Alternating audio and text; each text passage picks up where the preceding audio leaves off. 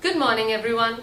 Today we will discuss about the BreadTalk Group, voted as the most popular brand by consumers and the winner for Design for Asia and Singapore Prestige Brand Award. It is presently one of the most recognized food chains in Singapore and is highly visible due to its choice of retail locations. Here is the brief background about the company. 面包可以与你对话，面包是有生命的。我们取了一个名字叫 BreadTalk。 BreadTalk, a brand that communicates with customers, a brand that reflects life. BreadTalk speaks of success from all over the globe. BreadTalk Group started out with the maiden BreadTalk outlet in Bugis Junction in 2000 and attracted long queues with signature floss buns. 我记得开店的时候，我太太丽玲跟我们前面的一个总经理都在现场当店长、当收银员、当服务生。那我们第一天做出来才100多块，100-200块，甚至到300块，甚至到1000块，甚至到2000块。到最高的时候，我们这个小店竟然一个月可以做200千新币哦。那我们觉得整个团队很震撼，这么小的店会有这么高的评效。所以那时候我们就为 BreadTalk 计划，我们3年内要做上市。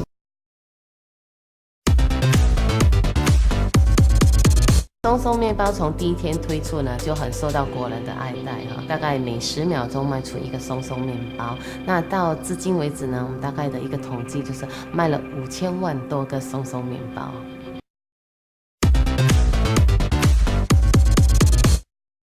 A trendsetter in the industry, and with a portfolio of 7 brands under the umbrella, BreadTalk Group has established over 500 branches worldwide. The signature toast box, a favorite among the Singaporeans, brings to you the taste of the famous Nanyang coffee and thick toast.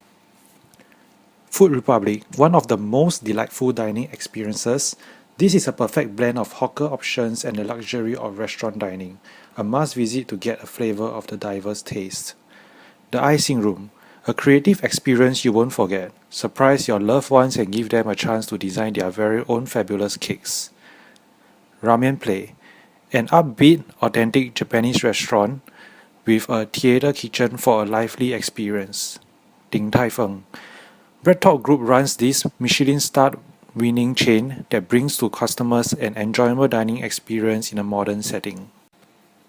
Carl's Jr. chain in China, a premier American hamburger joint being run by BreadTalk. BreadTalk's vision is to expand all over the globe. In Southeast Asia, BreadTalk is successful and growing in 7 countries. In mainland China, their bakery outlets are found in 46 cities. They are also set to enter and explore challenging markets such as India. Supported by a global staff of 6,000, BreadTalk manages over 500 F&B outlets. BreadTalk has achieved a lot in the last 12 years, from winning numerous awards to becoming a household name in Singapore. In just 2 years of operations, it expanded from 1 outlet to 20 outlets in Singapore. And with its success in the home turf, it didn't shy away from going overseas. Within the 7th year of operations, BreadTalk was celebrating its 100th store opening in Shanghai. Now let's take a look at what the industry analysts have to say.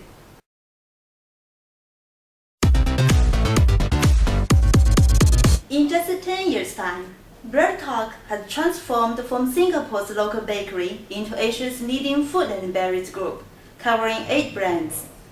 Its success is not a miracle and it's imitated. There are some core competencies behind its success. The first to mention is its innovation. It has been sticking to its vision to be the trend-setting lifestyle brand. It has not only been innovative on the ingredients and the taste of the food it provides, it has also taken bold strides in introducing new food culture with revolutionary changes. But as for its fellow competitors like the Four Leaves, the Food Conjunction and the Crystal Jade, they're just the fast followers in this market. In addition, BreadTalk has a very special marketing positioning. It targets and the premium consumers in this market. For example, among the bakery industry, BreadTalk and Bread Society are the top brands. Among all the ramen restaurants, Ramen Play is the top choice, even for the food courts, though the target customers are the mass. The Food Republic is the premium brand among all the food courts.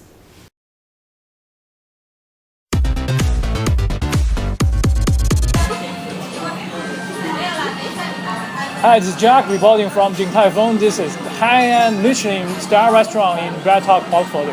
It's lunchtime and the place is absolutely buzzing. You can find every table here will order xiaolongbao, a very famous Chinese snack. People here are crazy for its juicy feeling and intoxicating sense. Today I ordered xiaolongbao, fried rice, and chicken noodle.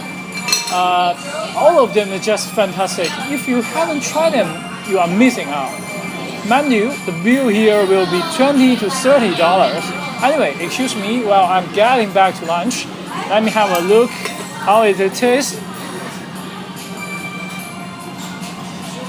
Really awesome.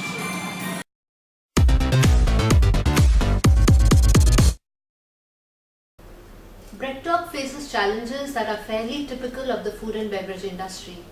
Their raw material suppliers generally have extremely high bargaining power, basically due to global commodity pricing. In Singapore, rental suppliers also have pretty high bargaining power, especially in the prime areas that Bread Talk targets. With respect to competition, there is a highly fragmented industry, so there's intense competition across all sectors. In Singapore, threat of new entrants is quite low due to the saturated nature of the market. However, competition is high because of lack of differentiation. In emerging countries, especially in India and China, competition from domestic and foreign players is again very high. This is because of low entry barriers and availability of plenty of substitutes based on local tastes.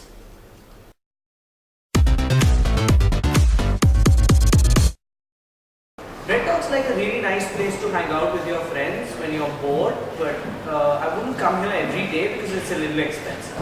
I don't favor Bread Talk as such. I would go to any place where I can grab a quick bite. I'm like the loyal customer of Bread Talk. It reminds me of my childhood. It's really amazing. I like to come to Bread Talk because there are always new products and they have something new to try.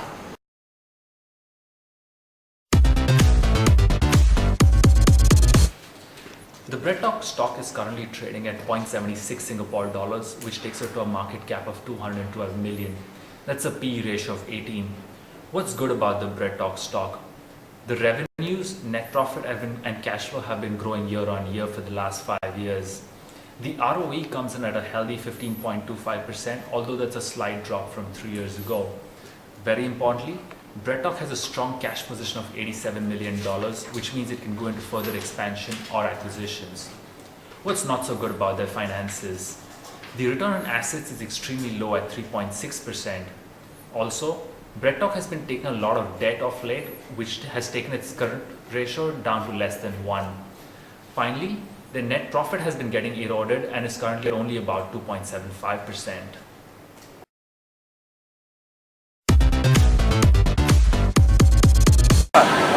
When the first time I stepped into a Bread Talk store in Shanghai as a typical Belgian, I was totally attracted by its cozy and clean environment, shining decoration, and different kinds of little cute creatures on face. Yes, it looks they were talking to me. Eat me, eat me. Look at these beautiful little things. Young tomato, roadhog, and the most famous frogs. All of them are from the consistent innovation of chefs. How about taste? Let me have a try. Yes, when you feel the little frogs touching your tongue, you can feel that life turns to beautiful again.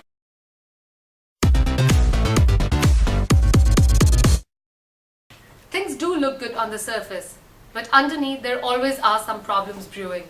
With over half of Bread Talk's revenue coming from Singapore, one of the main challenges that the enterprise faces today is the saturated level of the Singapore market. The number of providers here is growing at a much more rapid pace than what domestic demand requires. Another challenge as Bread Talk tries to go global is competing against established local brands in these new markets, which already have access to a good supplier network and cheap labor. Along with expansion come additional dilemmas. Since a large part of the business is outsourced to franchisees, quality control and brand image become of penultimate importance.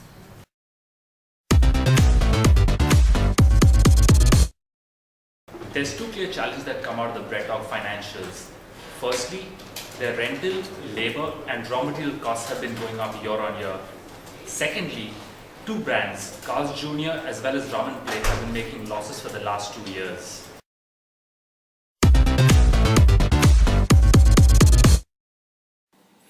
Hi, I am here today to make some recommendations. In response to the saturated market in Singapore and Hong Kong, BreadTalk have took the correct approach in venturing to developing markets, especially China and India. But these two markets have its own problem. In India, expansion have fallen behind expectation. There are only 8 outlets, short of the projected 40 outlets. BreadTalk could seek a stronger partner in India, like Lavazza. Taking full ownership is not advisable, given the limited knowledge they have of the market. In China, expansion is at an exponential rate, but they face competition from Taiwan and Japanese bakeries, which BreadTalk originate their ideas from. Efforts have to be made to design and cater products specific and unique to the targeted customers to increase same-store sales. Now we look at the second recommendation. In terms of the conflict between quality control and business expansion, BreadTalk could take a break from brand expansion and focus on depth of existing brands. Underperforming brands like Carl's Jr. could be retained for another few years to understand management from a franchisee's perspective in China. Ramen Play could also be retained for ramen eating culture to hit China. In managing franchises, BreadTalk should stop buying out profitable franchisees. Allow the business to grow and maintain a long-term and sustainable relationship. Now, let's invite Ankit to give some inputs as well. Considering the rising competition prices in the market, it has become very important for BreadTalk to continuously innovate its business. Let's look at the concept of healthy foods.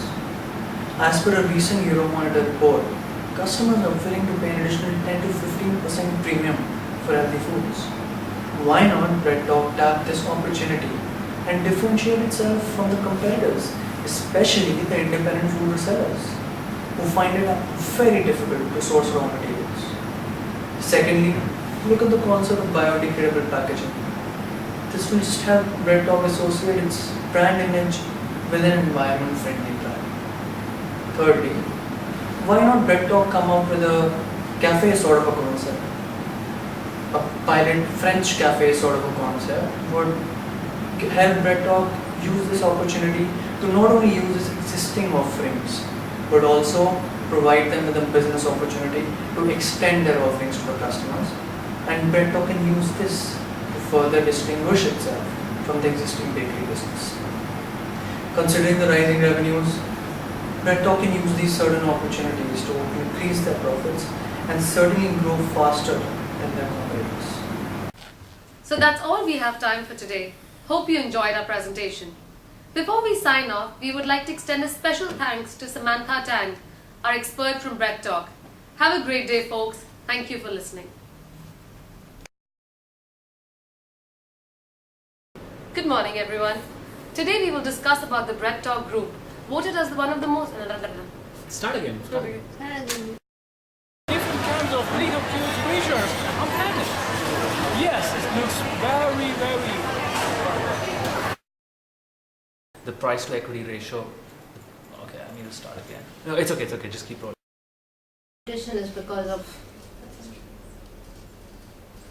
competition is because of plenty of substitutes based on local tastes. Innovative.